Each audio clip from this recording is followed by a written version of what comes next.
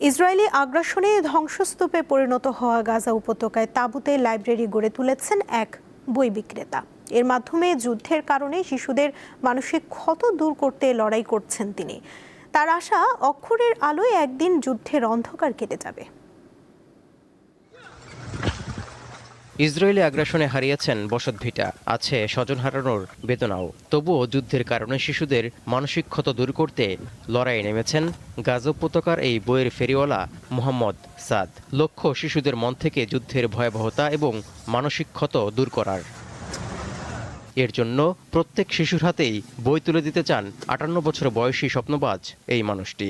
ধ্বংসের নগরীতে বই পড়ার অভ্যাসটি টিকিয়ে রাখার এই সংগ্রাম মোটেও সহজ নয়, কারণ হামলায় বসতভিটা হারিয়ে নিজেও হয়েছেন বাস্তুচ্যুত। এমনকি রুটি রুজির ঠিকানাটিও মাটির সঙ্গে মিশিয়ে দিয়ে গেছে ইসরায়েলের সেনারা। কোনো প্রতিবন্ধকতাই মোহাম্মদ সাদকে দমাতে পারেনি। ধ্বংসস্তূপ থেকে বই খুঁজে দের আল বালার এক তাঁবুতে গড়ে তুলেছেন লাইব্রেরি। স্বপ্ন দেখেন যুদ্ধের অন্ধকার একদিন ফিকে হবে অক্ষরের আলোয়। তাই বই এবং শিক্ষা নিয়ে যারা ভাবেন তাদের এই লড়াইয়ে সহযোগিতার আহ্বান জানিয়েছেন তিনি।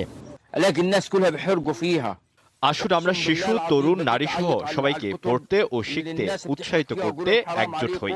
বই মানুষের জীবনের একটি অংশ। আমাদের অবশ্যই এগুলো সংরক্ষণ করতে হবে। জীবনকে বোঝার জন্য নিজেকে শিক্ষিত করার বিকল্প নেই।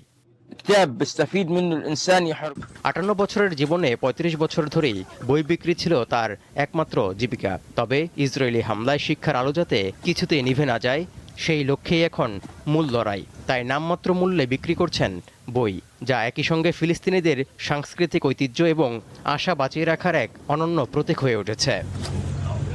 তৌহিদুর রহমান, দীপ্ত, বার্তা কক্ষ।